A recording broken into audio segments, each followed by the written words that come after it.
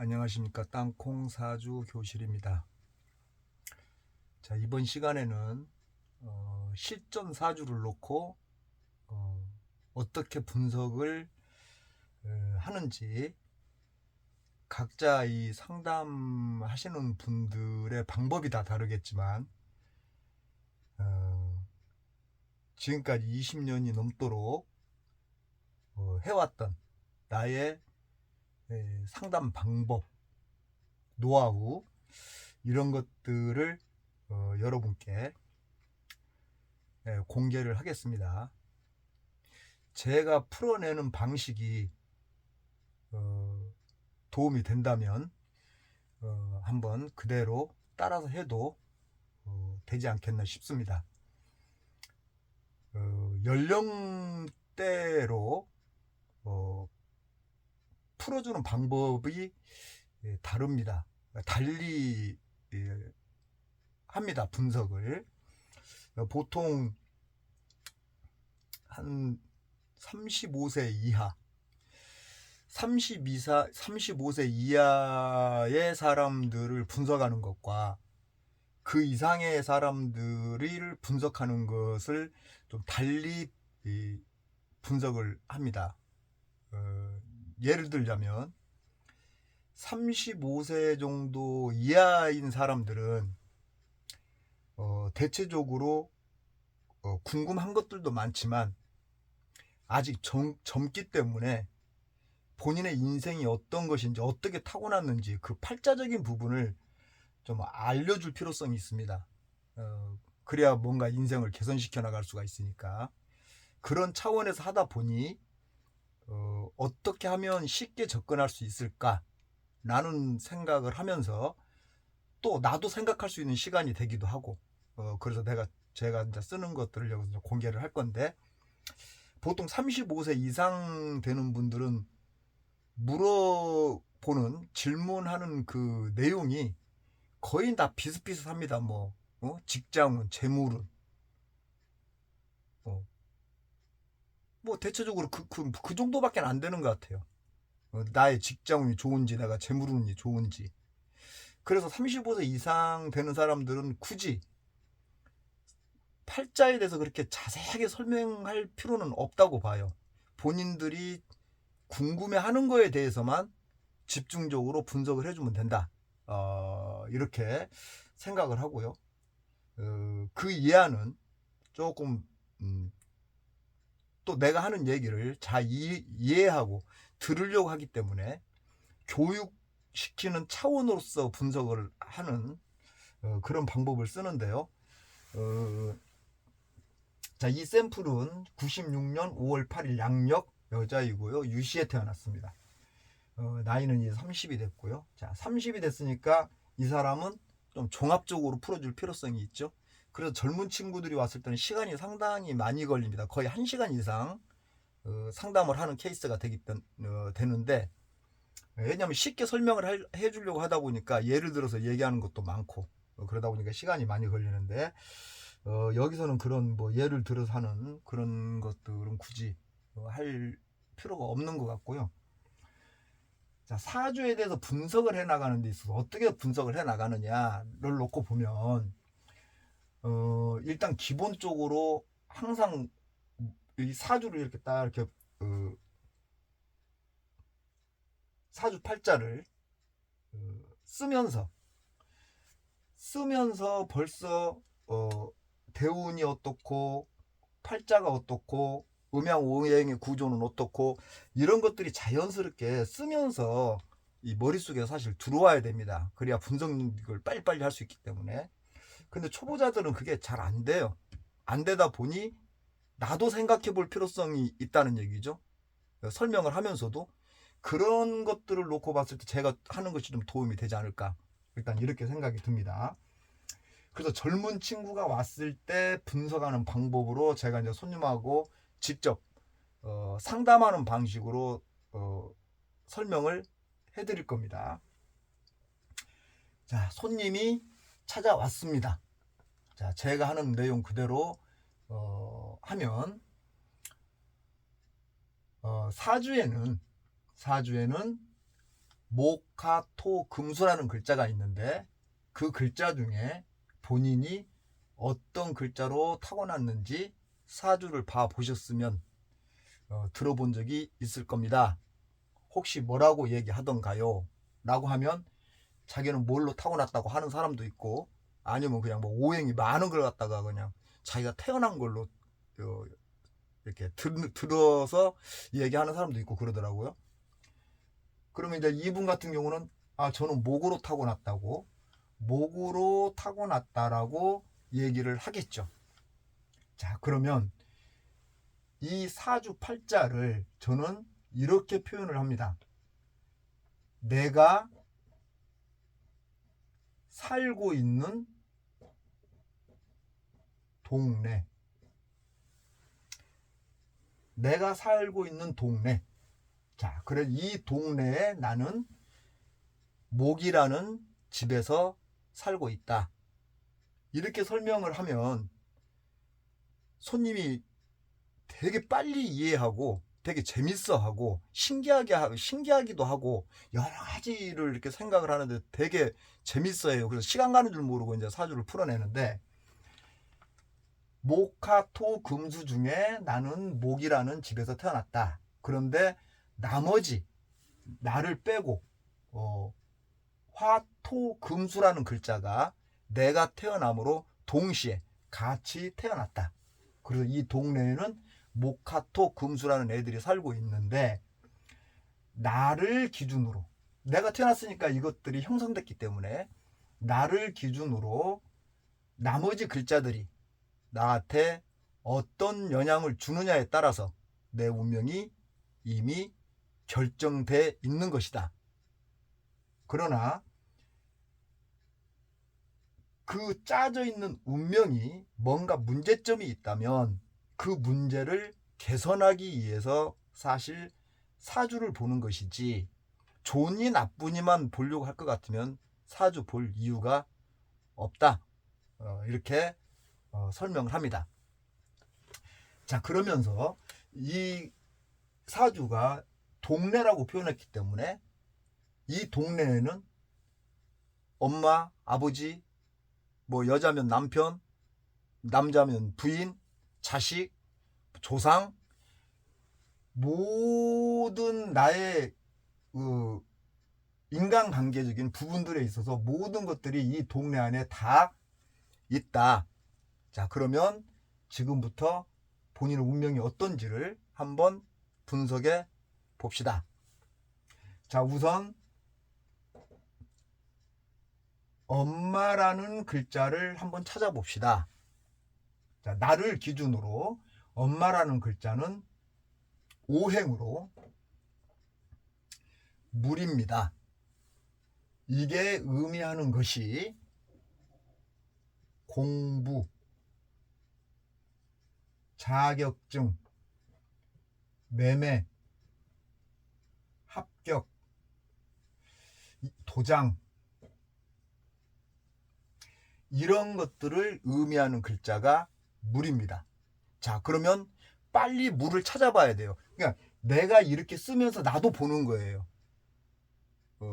손님한테 설명을 하기 전에 나도 쓰면서 이걸 같이 보고 있는 거예요. 그러니까 나도 같이 공부가 사실 되는 거예요. 이렇게 풀어내다 보면. 그래서 이것이 습관화가 되면 나는 자연스럽게 다 벌써 이미 머릿속에 들어와 있는 것이고, 처음에는 안 들어와 있으니까 나도 더불어서 같이 공부를 하는 거예요. 그래서 이 방법이 저는 지금까지 계속 쓰고 있는 방법인데, 자, 그러면 손님한테 설명을 해야 되는 거니까, 자, 손님은 엄마라는 글자가 물인데 물이 이렇게 있고 이렇게 있네요. 자, 물이라는 글자가 엄마라는 이 물이라는 글자가 본인 집 바로 옆집에 있네요. 그리고 여기 밑에 집에도 있네요. 그런데 자, 동네에서도 나와 가깝게 사는 이웃사촌이라는 얘기가 있듯이 나와 가깝게 있는 사람이 나한테 영향을 더 많이 주지, 멀리 있는 사람이 나한테 영향을 많이 주진 않는다. 그냥 상식적으로 생각을 해도 그렇지 않느냐. 손님이 공감을 합니다. 자, 그런데 바로 옆집에서 엄마가 공부해라 라고 하고 있습니다. 그러면 본인은 다이렉트로 이 에너지를 본인은 받을 수밖에 없습니다. 그러면 기본적으로 타고난 팔자가 공부해라 라고 하니 공부를 해야 할 사람이지 않느냐? 그게 본인의 운명을 제대로 갖고 가는 거 아니냐? 그래서 공부를 해야 됩니다. 어떤 공부? 여기 써놨죠? 자격증 공부. 그럼 이렇게 얘기를 내가 하면 손님들은 벌써 이렇게 와 닿아요. 그 느낌이 그대로 와 닿는 거예요. 왜냐하면 사주를 속일 수는 없는 거니까, 분석을 제대로 하면. 이치적으로도 되게 우리가 설명하는 것도 쉽고 손님이 이해하는 것도 쉽고, 왜 이렇게 보여주면서 얘기하니까. 그래서 이제 조금 더 우스갯소리로 한마디를 쑥 던지기 전에 나는 무엇을 봐야 되느냐.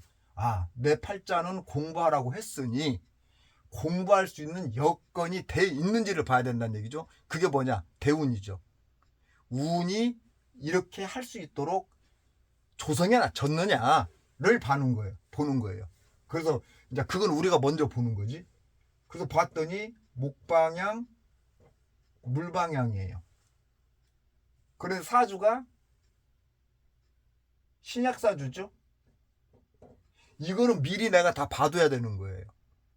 이 사주는 신약사주고, 신약사주니까 목이나 물이 와야 되겠구나. 이거는 머릿속에 이미 넣어놔야 돼요. 기본이니까. 설명하기 전에 나는 이걸 알고 있어야 돼. 그래야 설명이 쉽게 가니까. 그래서 일단은 여기를 생각하지 않고 손님한테 설명할 때는 공부하라고 하니까 공부를 해야 되겠네요. 그리고 빨리 이 부분을 봤더니 운은 그래도 나쁘지 않아. 그러면 공부할 수 있는 여건은 충분히 되니 본인이 하겠다라고 마음만 먹으면 얼마든지 할 수 있겠습니다 라고 얘기하면 이 부분은 끝난 거야. 이 부분은 이해 갔죠? 자, 다음으로 아버지를 한번 봅시다. 그러니까 아버지라는 글자는 어떤 글자냐라고 봤더니 화라는 글자고, 이게 다른 말로 재물이기도 하고 남자 입장에서는 여자이기도 해요. 남자 입장에서 이 사주가 남자라면, 근데 이 사주는 여자니까 해당이 안 되겠지만 분석을 할 때 이렇게 봐둬야 된다는 얘기예요. 그래서 봤더니 화가 여기도 있고 여기도 있고 여기도 있어요. 자, 초여름 태생에 화가 많다. 이 사주는 그러면 물이 절실하구나라는 것이 딱 우리는 벌써 상담하는 사람이니까 들어와야 돼요. 그래야 손님한테 그걸 쉽게 설명해 줄 수 있으니까. 그래서 손님한테 그대로 또 설명하는 거예요. 자, 본인은 초여름 태생에 화가 이렇게 많으니 나무가 뜨겁겠네요. 심하면 타겠네요. 그런데 다행히 물이라는 글자가 옆에 있어서 타 죽지는 않겠네요. 그렇다면 본인이 잡아야 할 것은 오로지 이 물이라는 글자가 포인트로서 잡히고 있으니까 이거를 무조건 잡고 가야 된다는 생각을 해야 되니까 무조건 공부는 해야 됩니다 라고 다시 한번 강조시켜 주는 거예요. 자, 그럼 화라는 글자는 재물인데 이 본인이 이 재물에 대한 욕심을 너무 과하게 부리면 내가 타 죽는다. 그래서 재물에 대한 욕심은 과하게 부리지 마라. 적당히 갖고 갈 생각을 해야지. 너무 돈을 탐하다 보면 이 물이 화에 의해서 증발돼 버리기 때문에 공부가 안 돼 버리니까 이것을 갖기 위해서 이거를 먼저 성취를 해야지. 이거를 먼저 성취하려고 하면 절대 안 되니까 절대 그런 마음 먹지 마라. 내가 공부를 해서 어느 한계를 올린 다음에 돈도 욕심을 부려야지. 내 한계점은 올려놓지 않고 그냥 돈 욕심에 그냥 공부 안 해버리면 수준이 많이 떨어진다. 꼭 명심해서 이 부분을 순서를 잘 본인이 체크를 해서 인생을 이끌어 가야만이 인생이 순탄하게 갈 것이다 라고 설명을 해드리는 겁니다. 이해 갔죠? 그럼 전 이제 손님한테 그렇게 얘기해요. 지금 금방 얘기한 것처럼. 이해 갔죠? 이렇게. 자, 그래서 너무 탐하지 마라. 그러면서 이제 우리는 항상 이 운을 지금 보고 설명하는 거잖아요. 탐하지 마라. 걱정 마라. 돈 얼마든지 갖고 살 수 있으니까 기본적인 틀만 잘 갖추고 가라. 이렇게 얘기하면 되는 거예요. 왜? 운이 좋으니까 뭐 그렇게 갈 수 있으니까. 자, 그 다음에 여자니까 남자라는 글자가 있겠죠. 그 남자라는 글자는 어떤 글자냐라고 봤더니 금이라는 글자가 남자고 이게 다른 말로 명예다. 그래서 보니까 여기 금이 있고 그 다음에 본이나 눈에는 안 보이지만 우리가 얘기할 때 우리 이제 전문용어로 지장간이라고 하는 것이 있는데 글자 안에 글자가 또 있다라는 의미인데 이 화 속에 이 금이라는 글자가 이렇게 안에 잠겨져 있다. 그래서 본인은 명예의식도 상당히 강한 사람이다. 그렇다면 일단 그 명예의식이 강하다라고 놓고 보면 공부를 해서 이 명예의식을 잡겠다라는 생각으로 마음을 정리시켜 놓으면 되지 않겠냐. 자, 그렇다면 안정된 직장으로서 정규직으로서 자리를 잡고 간다든가 아니면 좀 더 잘 갈 수 있는 구조가 된다면 그냥 공무원 공직 생활이 가장 적합하다라고 생각이 든다. 그렇게 했으면 좋겠다. 운이 나쁘지 않으니까 가능성은 충분히 있으니 본인이 마음만 이쪽에 먹었다면 아마 분명히 공무원을 하려고 했을 것이다 라고 얘기를 주는 거예요. 뭐 아니다 그러면은 나이가 아직 있으니까 지금도 늦지 않았다. 얼마든지 도전해 봐라 라고 얘기를 할 수 있습니다. 그렇게 얘기를 했고요. 그리고 이게 남자라는 글자로서 이제 직업이 아닌 남자로서 놓고 본다면 남자가 이 남자란가 과연 나한테 도움이 될까 안 될까 그 부분을 또 이제 복이라고 그러죠.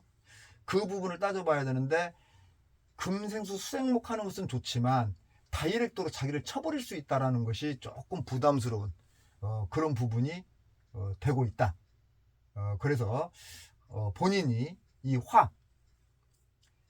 화를 동원시켜서 셀을 녹여버리려고 하는 그런 경향이 있을 수 있기 때문에 웬만하면 남자 말에 순종하는 자세를 가져줬으면 좋겠다.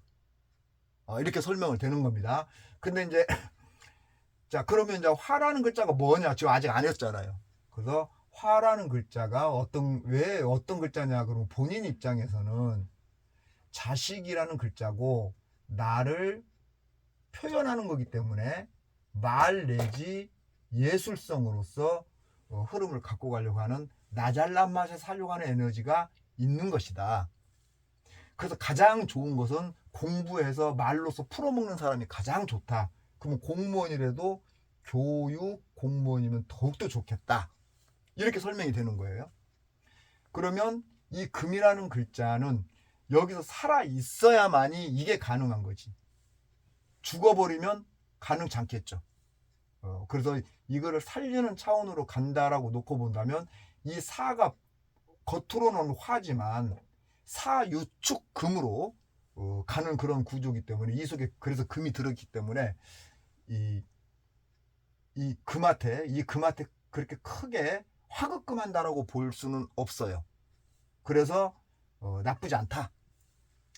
이렇게 설명을 해드리고 오히려 자식 부분에 있어서 화라는 글자가 이렇게 많이 있다라는 얘기는 내가 이걸 감당할 수 있으면 자식복이 있지만 감당을 못하면 자식복이 없을 수 있기 때문에 지금 상황으로 놓고 봤을 때는 자식 감당하기가 쉽지 않으니 하나만 낳아서 잘 키워라. 이렇게 이제 손님한테 설명을 하는 거예요. 근데 그렇게 설명할 수밖에 없는 상황이 되잖아요. 이렇게 하나씩 분리해서 보니까. 근데 이렇게 하면, 이렇게 해서 보면은 손님도 되게 쉽게 이해하고, 이 설명을 다 해주고 있으니까. 내가 분석할 때도 이렇게 하다 보니 나도 자연스럽게 하나씩 보다 보니까 뭐 헷갈릴 것도 없고 눈에도 잘 들어오고. 자, 그 다음에 형제라는 글자가 있겠죠. 형제는 내가 목이니까 목이겠죠. 형제가. 그랬을 때 목이 이렇게 있네요. 그래서 이제 이분한테 내가 얘기한 것은, 아, 형제가 하나가 있군요. 그런데 여동생으로 보이는 걸로 봐서는 본인이 장녀일 가능성이 높겠습니다. 라고 했더니, 오케이. 맞다라고 얘기를 했습니다. 그래서 본인 사주가 전체적으로 동네를 봤더니 본인 집이 좀 약하다. 그냥 신약이라고 이렇게 우리가 쓰는 용어지. 손님들한테 이렇게 얘기하면 재미없어요. 동네를 봤더니 본인이 살고 있는 집이 좀 약하다. 그래서 좀 도움도 좀 받아야 되고, 그러니 딱 뜨거우니까 물의 도움을 받아야 되고, 옆에서 나무가 있어서 이렇게 같이 힘이 돼주니까 그래도 사주가 나름대로 견뎌낸다. 그래서 목은 친구나 형제나 동료라고 표현을 하고 있기 때문에 사회생활을 할 때 이 사람한테도 잘하고, 친구나 동료 관계를 잘 갖고 가면 본인이 어렵고 힘들 때 결정적인 순간에 도움이 된다. 그러니 대인관계를 잘하면서 가시라.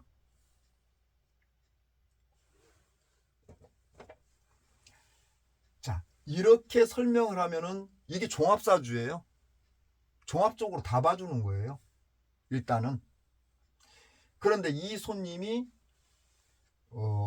저한테 왔을 때 뭐라고 의뢰를 하고 왔냐면,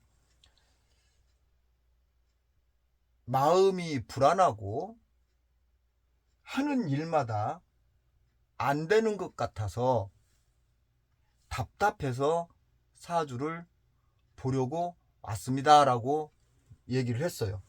그럼 우리는 손님이 그런 말을 하면 왜 그러지? 라는 것을 빨리 우리가 이게 알아내야 돼요. 그거를. 왜? 손님이 힌트를 줬잖아요. 힘들고 하는 일이 별로 잘 되는 것 같지 않아서 왔다라고 힌트를 줬잖아요. 그럼 왜 이 사람이 그러한 마음이 들어와 있을까라고 생각하면, 일단 전체적인 대운을 봐야 되고요. 대운을 본 다음에 1년 운세를 봐야 돼요. 근데 1년 운세를 봐야 되는데 되는 일도 없고 힘든 것 같다라고 얘기를 하니까, 올해 2025년도에 뭐가 문제 있나? 이렇게 우리가 생각해 볼 수 있겠죠. 아니에요. 과거부터 시작을 해서 최소한 과거 2년, 미래 2년. 예를 들어서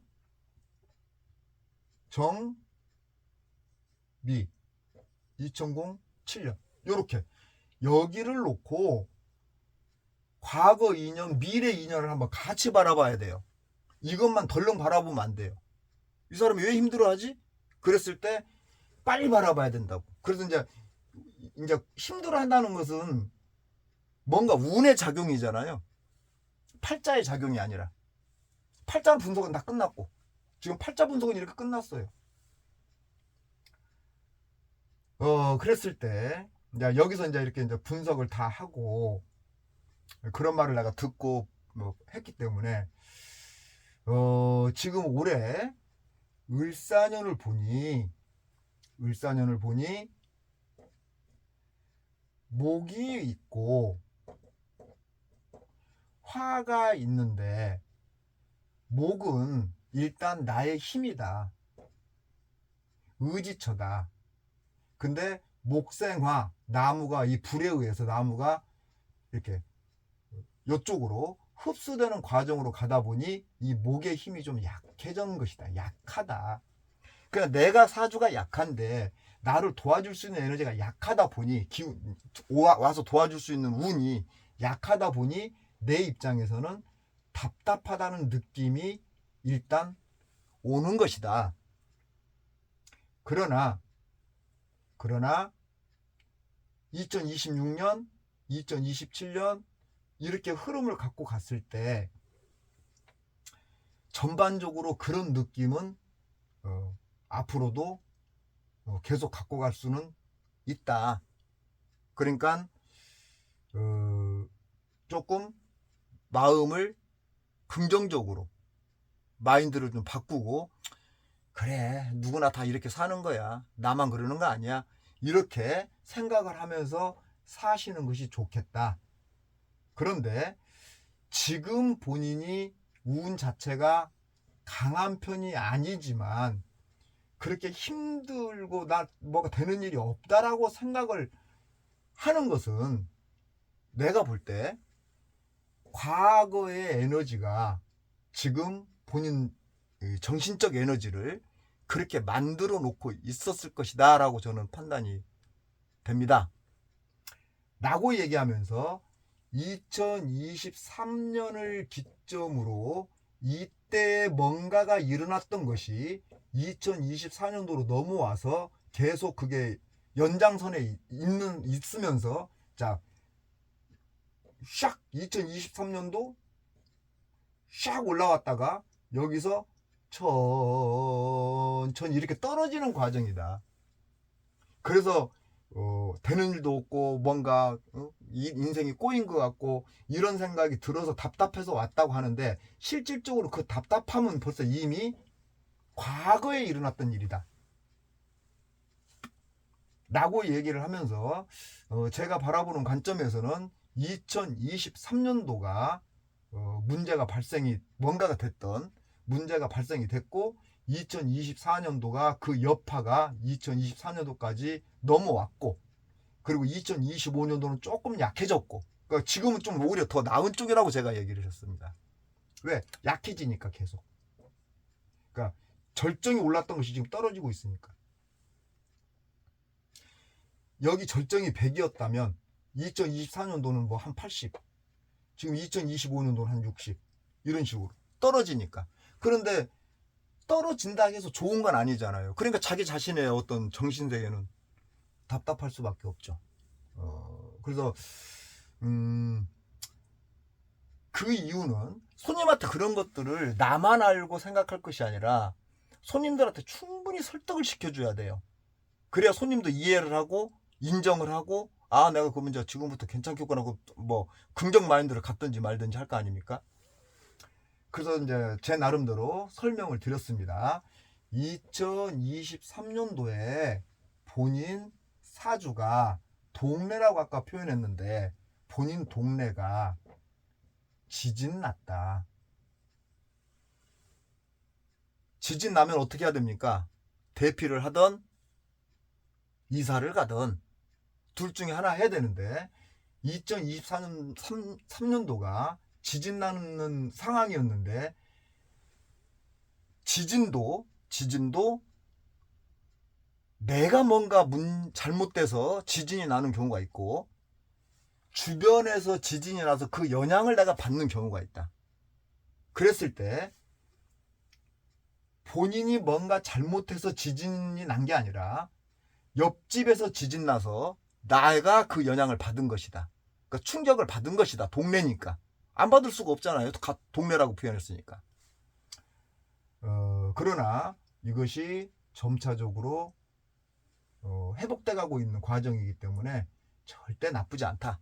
그러니까 본인이 하고자 하는 포인트 공부 잡아줬으니까 얼른 마음 정리하고, 또 나쁘지 않다라고 얘기해줬으니까 미래의 희망적인 에너지를 충분히 가지고 있으니까 지금부터 정신 똑바로 차리고 뭘 하든 해봐라 라고 얘기를 했더니 변리사가 준비를 하고 있다고 그러더라고요. 변리사 준비를.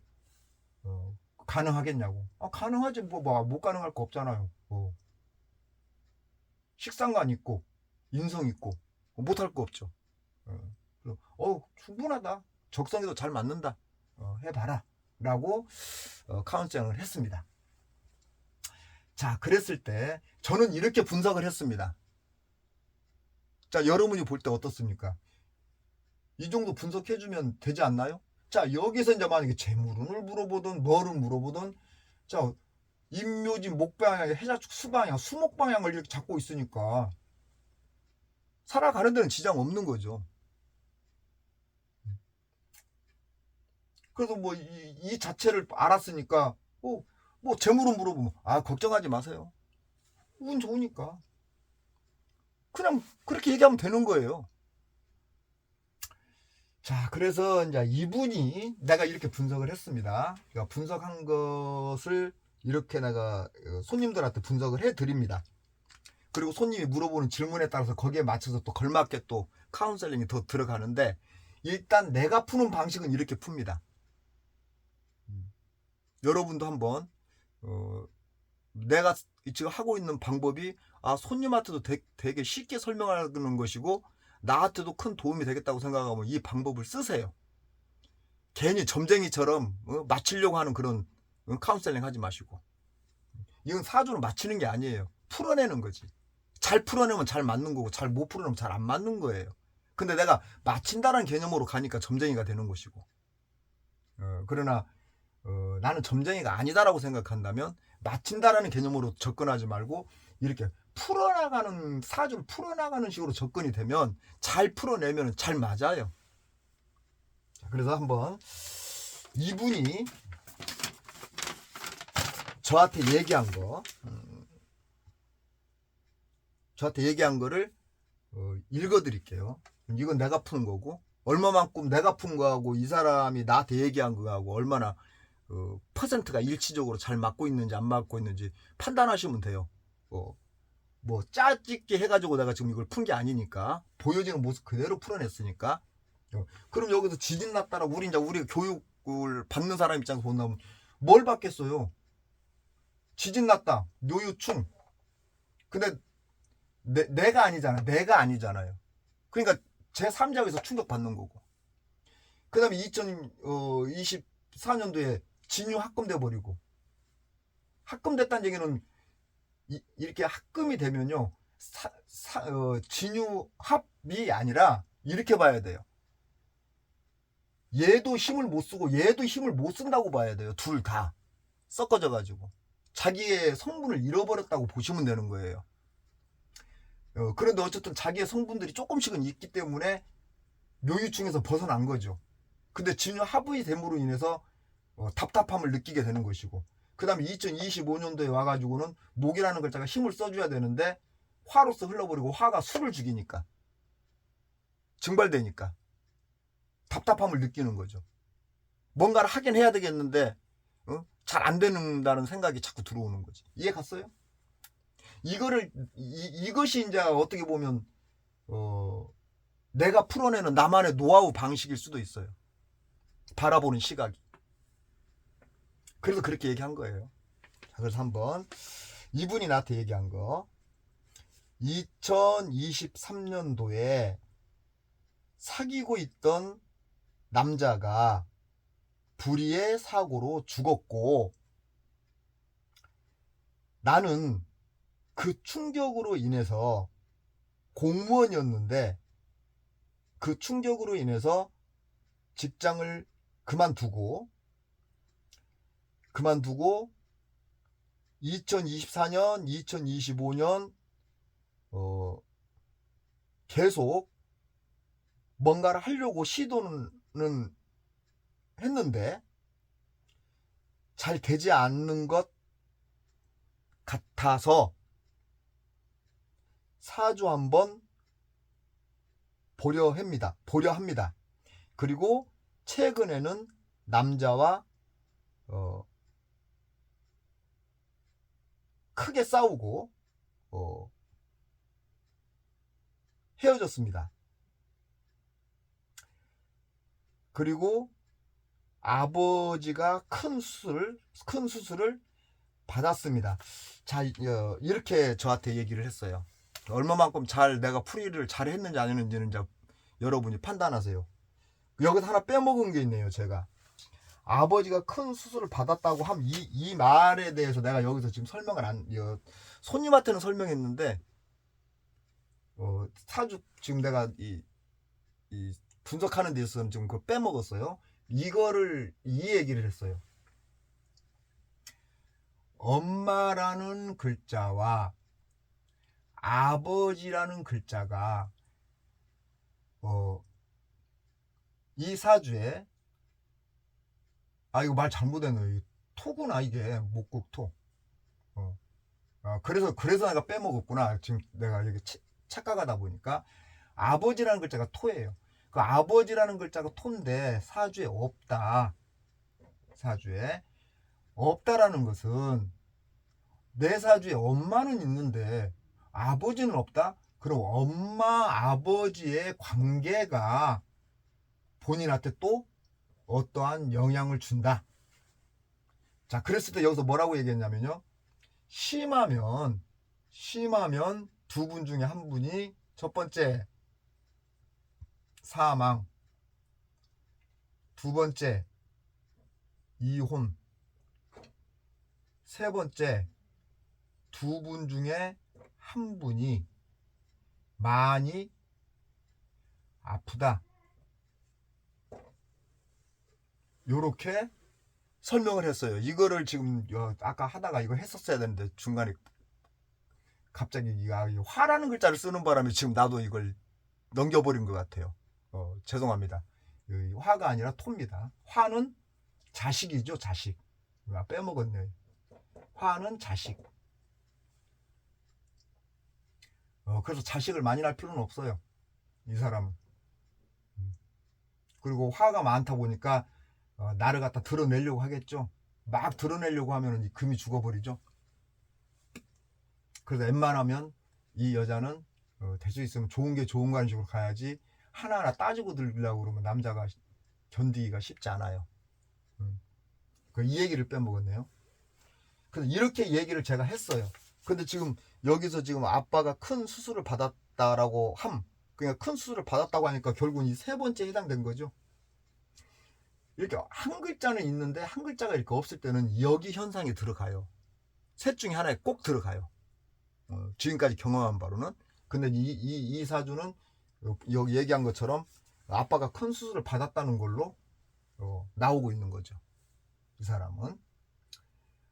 그리고 이제 여기서 이제 조금 내가 좀 그렇게까지 되는 건가? 라고 이제 조금 생각했던 것은 전부 다 그런 건 아니기 때문에 2023년도 묘유충이 맞았다고 해서 이 남자잖아요.